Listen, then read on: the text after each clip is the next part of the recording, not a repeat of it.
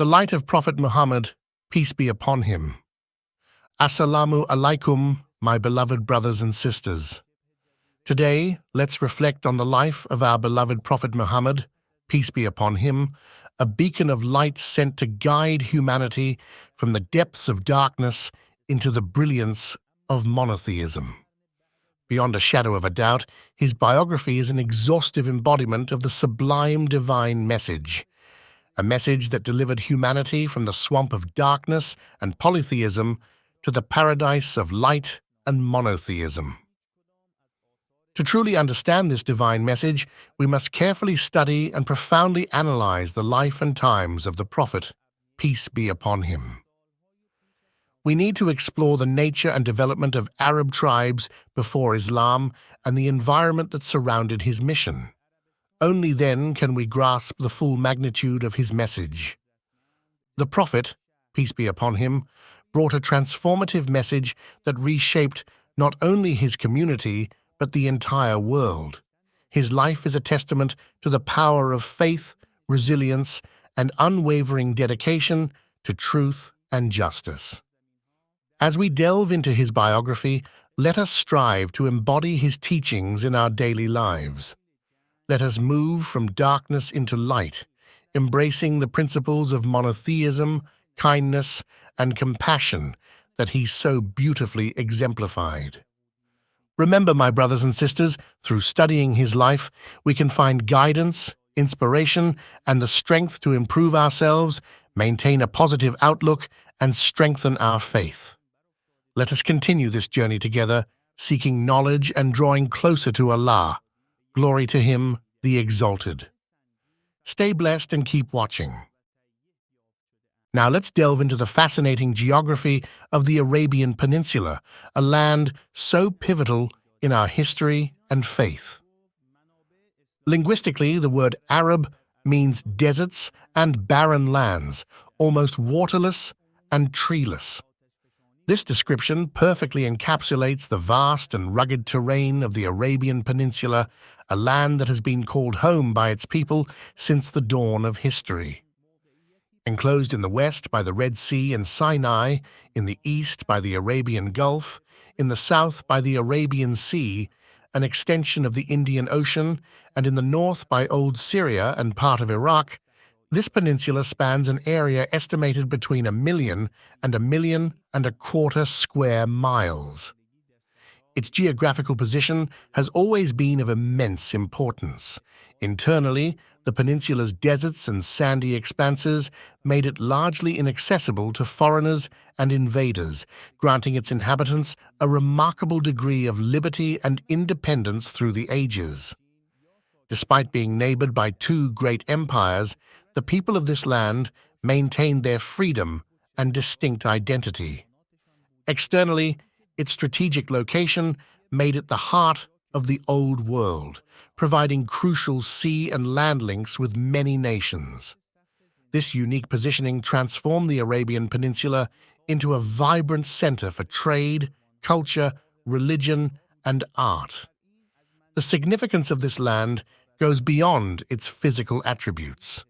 It is the cradle of Islam, the birthplace of our beloved Prophet Muhammad, peace be upon him, and the epicenter of our rich Islamic heritage. As we reflect on this, let us appreciate the profound historical and spiritual significance of the Arabian Peninsula. Let us draw inspiration from its history of resilience and independence and strive to uphold the values of faith, culture, and unity that this sacred land embodies. May Allah, glory to him the Exalted, guide us to understand and appreciate the blessings and lessons from our heritage. Stay blessed and keep seeking knowledge. This moment, let's journey back in time to explore the rich and diverse lineage of Arab tribes, a key part of our heritage. Arab kinfolks have been divided into 3 groups according to lineage. 1. Perishing Arabs. These are the ancient Arabs of whose history little is known. Among them were the tribes of Ad, Thamud, Tassam, Jadis, Emlak, and others.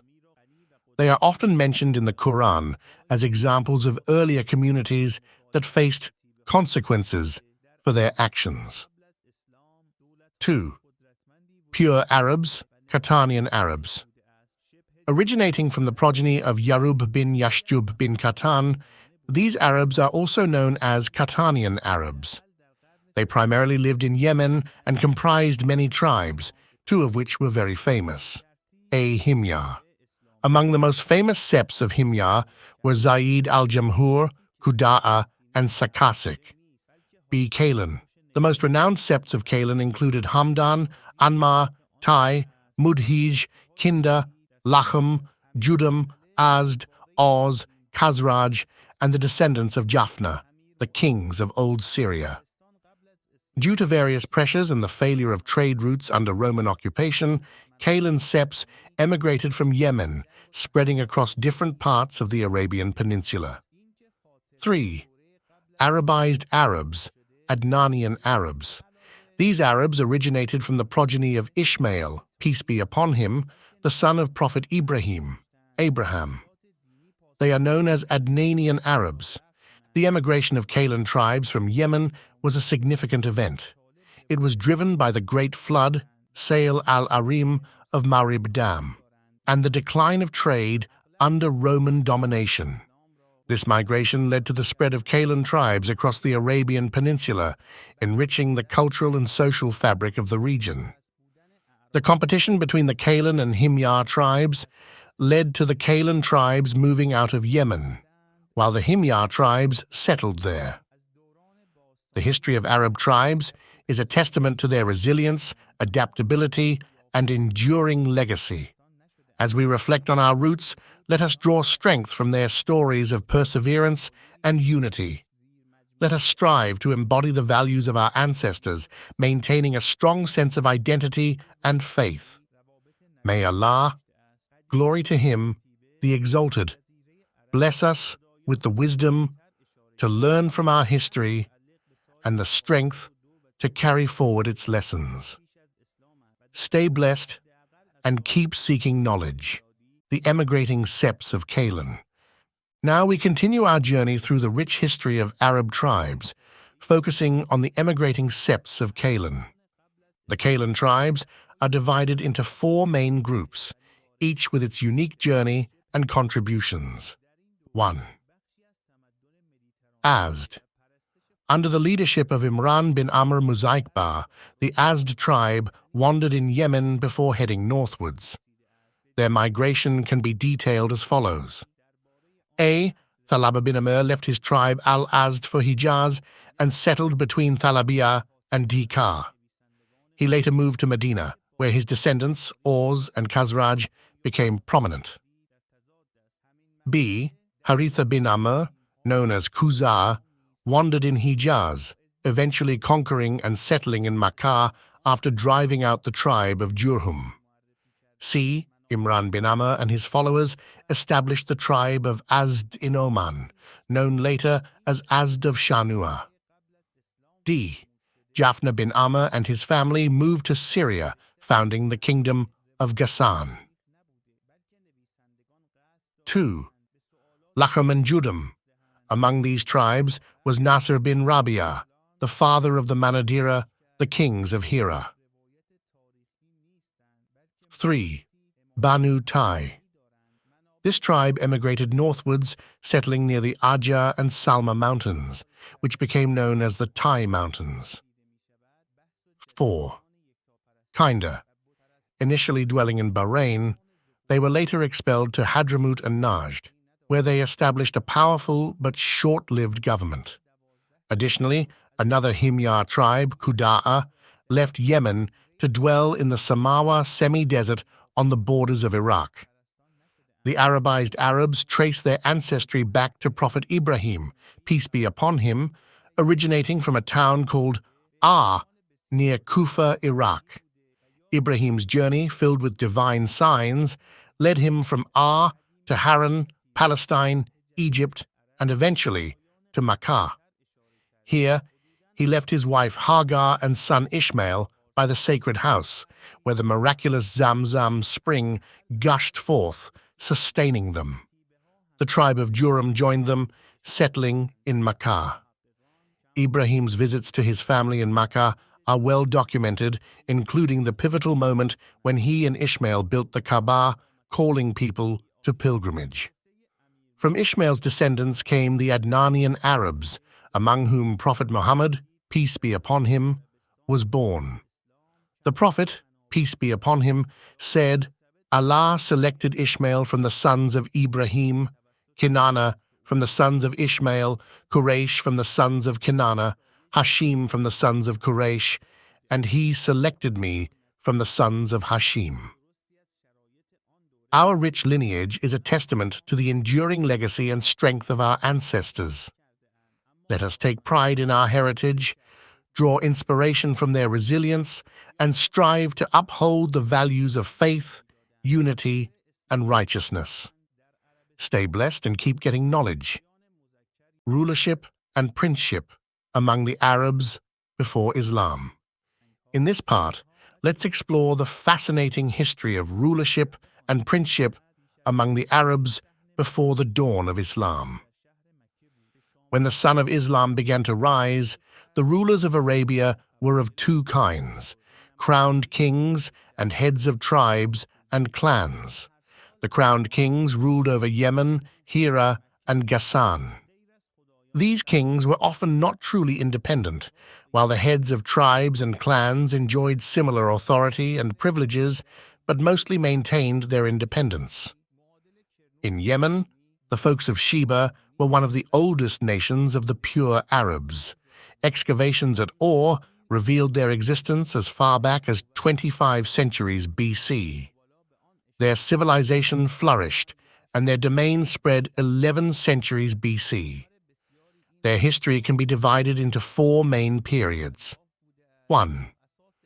Before 650 BC. During this time, their kings were known as Makrib Sheba, and their capital was Sawa, also known as Kriba. They started building the Dam of Marib, which played a significant role in Yemen's history. Sheba had a vast domain with colonies inside and outside Arabia. 2. 650 BC to 115 BC. They adopted the title Kings of Sheba and made Marib their capital. The ruins of Marib lie 60 miles east of Sana'a, 3.115 BC to 300 AD. The tribe of Himyar conquered Sheba and made Redon, later known as Zifar, their capital. However, their power began to decline due to the Nabatean control in the north, Roman dominance over trade routes, and intertribal warfare. 4. 300 AD to the dawn of Islam. This period was marked by disorder and turmoil. The Abyssinians, Ethiopians, first occupied Yemen in 340 AD due to internal conflicts. Although Yemen regained independence, the Great Flood mentioned in the Quran in 450 or 451 AD caused significant destruction. In 525 AD, the Abyssinians invaded again, this time led by Abraha, who famously tried to destroy the Kaaba, known as the Men of the Elephant. Despite these challenges, the spirit of the Yemeni people remained unbroken. They eventually revolted against the Abyssinians with Persian assistance, restoring their independence. However, Yemen became a Persian colony until Badhan, the last Persian ruler, embraced Islam in 638 AD, marking the end of Persian rule over Yemen. The history of pre-Islamic Arabia is a testament to the resilience and strength of our ancestors.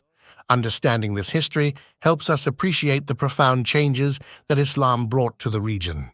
Let us draw inspiration from their perseverance and strive to uphold the values of justice, unity, and faith.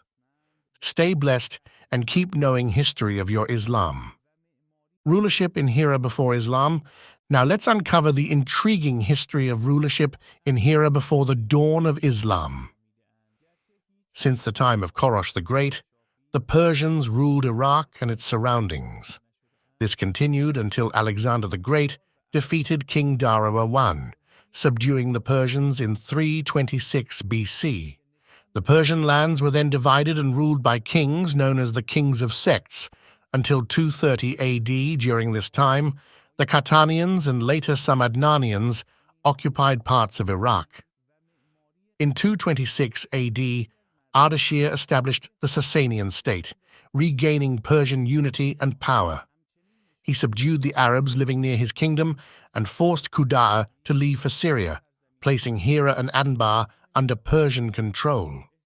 Realizing the challenges of ruling the Arabs directly, Ardashir appointed Juzaima al-Wada to govern Hira, Rabia, Mudar, and Mesopotamia. This strategic move allowed him to use the Arabs of Iraq against the Byzantine kings and maintain control over rebellious tribes with a Persian battalion. After Juzaima's death, around 268 AD, Amr bin Adi bin Nasr al-Lakhmi became the first of the Lakhmi kings of Hira, appointed by the Persian king Sabur bin Ardashir. The Lakhmi dynasty ruled until the reign of Qabaz bin Fairuz, when the Mazdaki doctrine advocating social dissoluteness emerged. Qabaz embraced Mazdak's religion and replaced al-Munzir bin Ma'asama with Harith bin Amr bin Hajar al-Kindi, a Mazdaki follower. Kisra Anu Sherwan succeeded Qabaz, rejecting Mazdak's philosophy, killing Mazdak and his followers, and restoring Munzir to the throne. Al-Munzir's descendants ruled Hira for a long time until An-Numan bin al-Munzir took over. Due to a slander by Zayd bin Adi al-Abadi, the Persian king imprisoned An-Numan, who left his wealth and family under Hani bin Masud's protection. The Persian king appointed Ayas bin Qubaysa at-Tai as the new king and demanded An-Numan's assets. When Hani refused, a fierce battle ensued at Tikar, where the Arabs triumphed over the Persians for the first time, around 8 months after the birth of Prophet Muhammad, peace be upon him. After Ayas, a Persian ruler took over Hira until 632 AD, when the Lakhmi family regained authority under al-Munzir al-Marur. His reign lasted only 8 months before Khalid bin al-Walid, leading the Muslim soldiers, arrived and changed the course of history. Rulership in geographical Syria before Islam. At this level, let's journey through the history of rulership in geographical Syria before the advent of Islam. During the tribal emigrations, some septs of Qudaa reached the borders of Syria and settled there. These tribes belonged to the family of Sulay bin Halwan, and among them were the descendants of Dujam bin Sulay, known as Ad-Dujaima. These septs of Qudaa played a significant role in the defense of the Byzantine borders against Arab Bedouin raiders and Persians. For a considerable period, which lasted throughout the 2nd century AD, they enjoyed a level of autonomy. One of their most renowned kings was Ziyad bin al-Habula. However, their authority came to an end with their defeat by the Ghassanides. The Ghassanides were then granted proxy rulership over the Arabs of Syria by the Byzantines. They established their headquarters in Dumat al-Jandal, maintaining their rule until the pivotal Battle of Yarmouk in the year 13 AH. This battle was a decisive moment in history, leading to the fall of Byzantine control in the region. The last king of the Ghassanides, Jabala bin al-Ayhum, embraced Islam during the reign of the chief of believers, Umar bin al-Khattab. May Allah be pleased with him. Subhanallah, this conversion marks a significant shift, showcasing the profound impact of Islam. The history of rulership in geographical Syria highlights the dynamic and complex nature of pre-Islamic Arab politics. It sets the stage for the transformative influence of Islam, bringing unity and guidance to the region. As we reflect on this rich history, let us draw inspiration from the resilience and adaptability of our ancestors. Let us strive to uphold the values of justice, unity, and faith that Islam brought to these lands. Stay blessed and keep seeking knowledge. Rulership in Hijaz, before Islam. My beloved brothers and sisters, let's explore the profound history of rulership in Hijaz, focusing on Makkah, the heart of our Islamic heritage. Ishmael, peace be upon him, administered authority over Makkah and the custodianship of the holy sanctuary throughout his lifetime. Upon his death, at the age of 137, his sons Nabet and Kedar succeeded him. Later, their maternal grandfather, Mudad bin Amr al-Jurhumi, took over, transferring rulership to the tribe of Jurhum. Although Jurhum held the position of leadership, Ishmael's descendants maintained a respected status due to their father's role in building the holy sanctuary. As time passed, the political influence of the Adnanides began to rise in Makkah. This shift became evident when Bukhtanasar invaded the Arabs. The leader was not from Jurhum. During Bukhtanasar's second invasion in 587 BC, the Adnanides fled to Yemen, and Mad fled to Syria. Eventually, Mad returned to Makkah to find the tribe of Jurhum nearly extinct. Due to harsh living conditions and destitution, the Jurhum tribe began mistreating visitors of the holy sanctuary and extorting its funds. This behavior aroused the anger of the Adnanides and the Qusay tribe, leading to an invasion that drove Jurhum out of Makkah. Upon their departure, Jurhum filled up the well of Zamzam and buried valuable items, including the black stone, in it.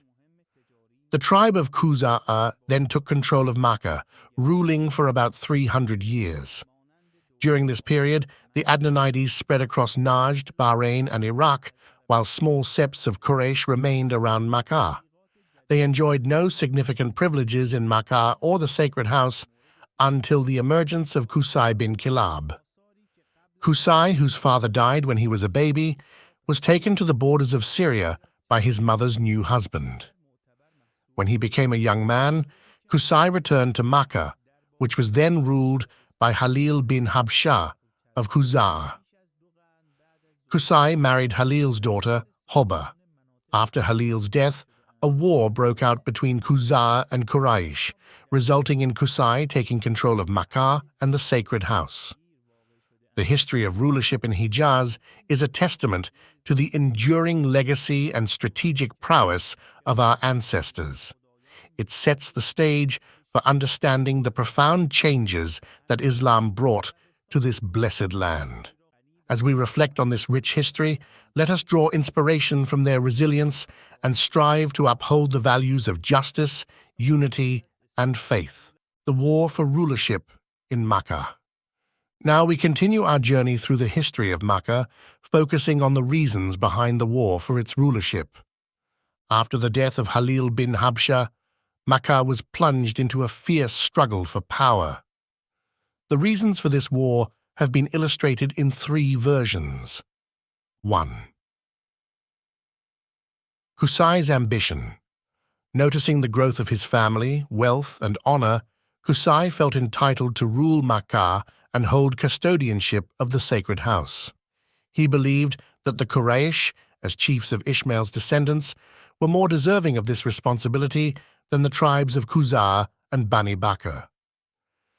Qusay consulted with men from Quraish and Kinana, who supported his vision to expel Qusay and Bani Bakr from Makkah. 2. Qusay's claim. The tribe of Qusay claimed that Halil had requested Qusay to take over custodianship of Al-Kaaba and rulership of Makkah after his death. This version portrays Qusay as honoring Halil's dying wish. 3. The leather bag of wine. Halil had given the custodianship of Al-Kaaba to his daughter Hobah and appointed Abu Gabshan al-Qusay as her agent. Upon Halil's death, Qusay purchased this right from Abu Gabshan for a leather bag of wine. This transaction deeply dissatisfied Qusay, prompting them to attempt to retain control over the sacred house. However, with the support of Quraish and Kinana, Qusay managed to seize control and expel Quzah from Makkah. Regardless of the truth, the result was clear. Qusay's forces, with Quraish and Kinana, defeated Quzah and Bani Bakr after fierce battles. This led to the deprivation of Sofa's privileges, the evacuation of Quzah and Bani Bakr, and the transfer of rulership and custodianship of the sacred house to Qusay. An arbitration by Yamur bin Auf from the tribe of Bakr confirmed Qusay's rulership, absolved him of responsibility for the bloodshed, and imposed blood money on Quzah. Qusay's reign over Makkah and the sacred house began in 440 AD, marking the start of Quraysh's absolute rulership over the city. Arabs from all over Arabia came to pay homage to the sacred house under Qusay's and subsequently Quraysh's custodianship. A significant achievement of Qusay was the establishment of the An-Nadwa House, an assembly house on the northern side of Al-Kaaba Mosque. This house served as a meeting place for Quraysh, securing unity and providing a platform for resolving their issues amicably. The history of Makkah is a testament to the resilience and strategic brilliance of our ancestors. It sets the stage for the transformative power of Islam that brought unity and justice to the region. As we reflect on this rich history, let us draw inspiration from their resilience and strive to uphold the values of justice, unity, and faith. Stay blessed and keep seeking knowledge. Qusay's privileged leadership and honor in Makkah. My beloved brothers and sisters. Now, let's delve into the esteemed leadership and honor enjoyed by Qusai bin Kilab in Makkah, a pivotal figure in our rich Islamic heritage. Qusay held several key privileges that solidified his leadership and brought unity to the Quraish. These privileges were 1. Presiding over An-Nadwa House. Qusay chaired meetings in An-Nadwa House, where consultations on serious issues were conducted and marriage contracts were announced. This assembly house was crucial for uniting the opinions of the Quraish and solving problems amicably. 2. The Standard. Qusay held the authority to launch wars, symbolized by holding the standard. This gave him significant influence over the military decisions of the tribe. 3. Doorkeeping of Al-Kaaba. Qusay was the sole person eligible to open the gate of Al-Kaaba. He was responsible for its service and protection, a role that carried immense honor and reverence. 4. Providing water for pilgrims. Qusay ensured that pilgrims had access to water by filling basins sweetened with dates and raisins. This hospitality was a vital service for those undertaking the pilgrimage. 5. Feeding pilgrims. He also provided food for pilgrims who could not afford it. Qusay even imposed an annual land tax on Quraish, collected during the pilgrimage season, to fund this charitable act.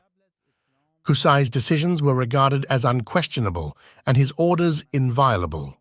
Interestingly, he singled out his son Abd Manaf for honor and prestige, even though his elder son was Abd ad-Dar.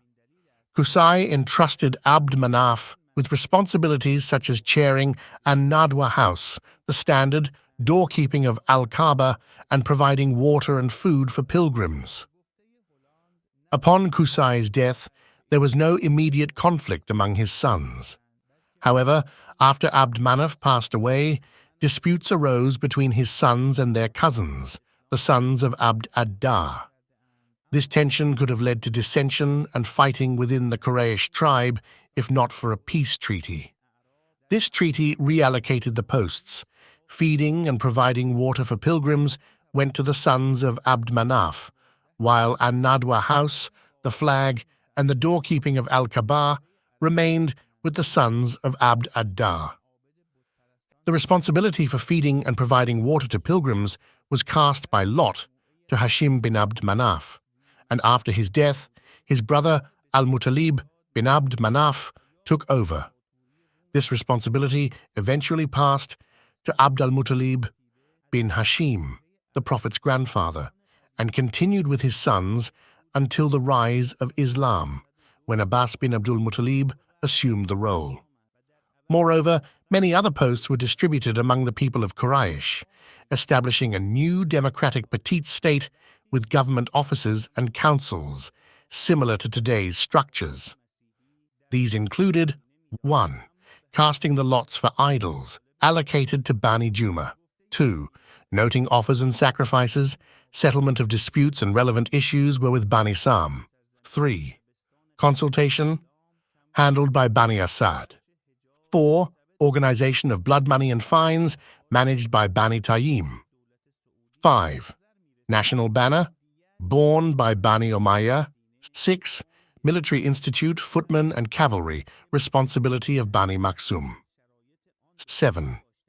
Foreign mediation, function of Bani Adi.